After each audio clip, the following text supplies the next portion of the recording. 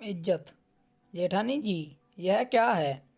आप दिन भर घर का काम करती हैं, फिर भी कोई भी आपको कुछ भी कहकर चला जाता है। घर वाले आपकी बिल्कुल भी इज्जत नहीं करते। आपको इन सब की बातों का बुरा नहीं लगता क्या?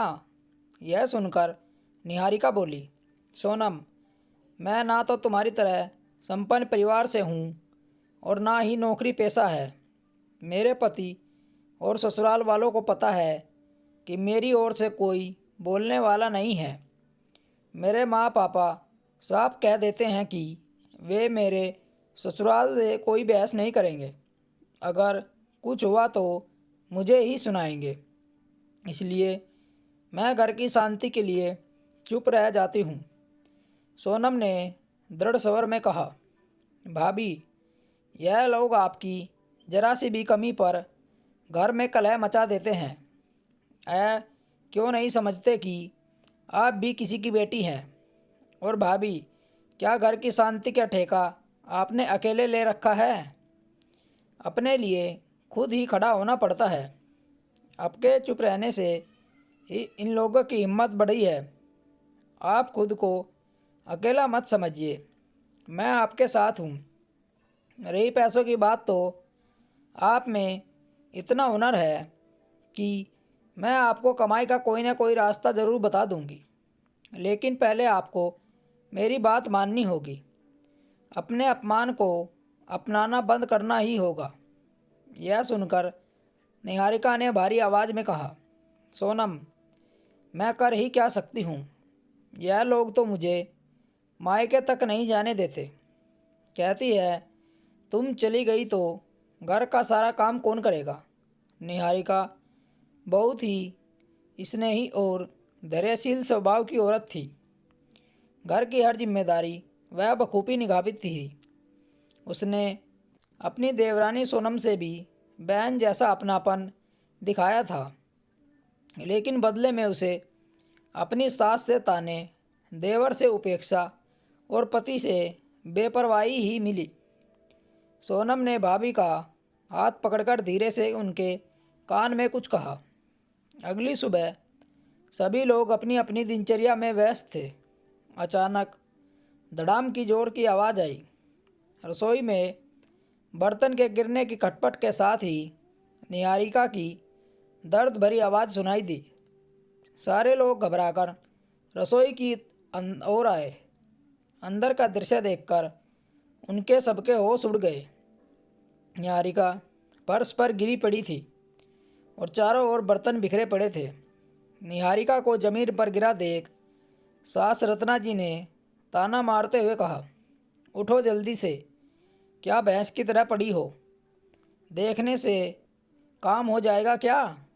एक काम भी सही से कर नहीं सकती। सुबह का समय है, कितना सारा काम पड़ा है, अब तक यह चाय भी नहीं बनाई। यह सुनकर सोनम तिलमिला उठी। उसने गुस्से में कहा, अरे मम्मी जी, जेठानी जी ज़मीन पर गिर पड़ी हैं और आपको घर के कामों की चिंता है? क्या आपको दिखता नहीं इनको कितनी तकलीफ़ हो रही है? तभी निहारिका दर्द से कराते हुए फिर चीख उठी। सोनम तुरंत अपने जेठ जी की ओर मुड़ी और बोली, भाई साहब, आप जेठानी जी को गोद में उठाकर कमरे में ले जाइए। देखिए, उनसे उठा भी नहीं जा रहा। निहारिका की चीख सुनकर उसका पति अमन अपनी माँ की ओर देखने लगा। रत्ना जी गुस्से में बोली, अब यहाँ कितनी देर पड़ी रहेगी यह महारानी? अमन, इसे उठाकर कमरे में ले जाओ। अमन ने जैसे तैसे निहारिका को उठाया और कमरे में लेकर गया। सोनम ने सबको रोकते हुए कहा, आप लोग थोड़ी देर बाहर रुकिए, मैं जेठानी जी को दवाई लगा देती हूँ, फिर आप सब अंदर आइएगा। जब सब बाहर चले गए तो सोनम झुककर निहारिका से धीमे स्वर में बोली, दीदी, हमारा नाटक शुरू हो चुका है, अब इसे अंत तक निभाना है। इन लोगों की अकल ठिकाने पर लाना है, बहुत ज़रूरी है।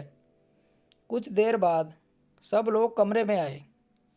सबकी चिंता का विषय यह नहीं था कि निहारिका कैसी है, बल्कि यह था कि अब घर का सारा काम कौन करेगा।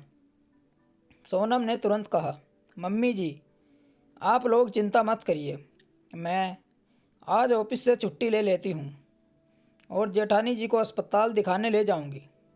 उसे घर के मर्दों को ऑफिस से छुट्टी लेनी नहीं पड़ेगी और अभी चाय नाश्ता मैं बना देती हूँ। यह सुनकर रत्ना जी संतुष्ट होकर बोली, अच्छा हुआ सोनम, तुम संभाल लोगी, वरना निहारिका ने तो सुबह सुबह सबका दिन खराब कर दिया। उस दिन नाश्ते में केवल ब्रेड और चाय बनी थी। घर के मर्दों को ऑफिस के लिए टिफ़िन भी नहीं मिला। थोड़ी देर बाद सोनम बोली, मम्मी जी, मैं जेठानी जी को डॉक्टर के पास लेकर जा रही हूँ। पता नहीं कितना समय लग जाएगा, इसलिए आप दोपहर का खाना बनाकर रखिएगा। और हाँ, ज़रा आइए, भाभी को टैक्सी तक ले जाने में मेरी मदद कीजिए। मन ही मन चिढ़ते हुए रचना जी सोनम की मदद करने चली गई, पर जैसे ही वापस रसोई में लौटी, बड़बड़ाते हुए मन ही मन में निहारिका को भला बुरा कहने लगी। ऑटो में बैठते ही सोनम और निहारिका की हंसी छूट पड़ी। दोनों जानती थी कि उनका यह नाटक घर वालों को सबक सिखाने के लिए कितना ज़रूरी था। करीब 4 घंटे बाद दोनों घर लौटी। निहारिका के पैर पर प्लास्टर चढ़ा हुआ था। घर पहुंचते ही सोनम बोली, मम्मी जी, जेठानी जी को दवाइयाँ देनी है, घर में जो भी खाना बना है ले आइए। रत्ना जी बेशर्मी से बोली, सोनम, निहारिका के जाने के बाद मैं रसोई में गई ही नहीं थी। मुझे यह भी नहीं पता कि कौन सा सामान कहाँ रखा है, इसलिए मैंने खाना नहीं बनाया।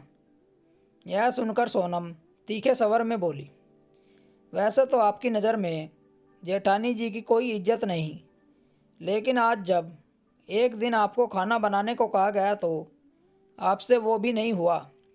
अब सोनम की सास क्या करेगी, जानने के लिए कहानी का अगला भाग ज़रूर देखें और चैनल को ज़रूर सब्सक्राइब करें। अपनी राय कमेंट बॉक्स में देना न भूलें। कहानी सुनने के लिए धन्यवाद। राम राम दोस्तों।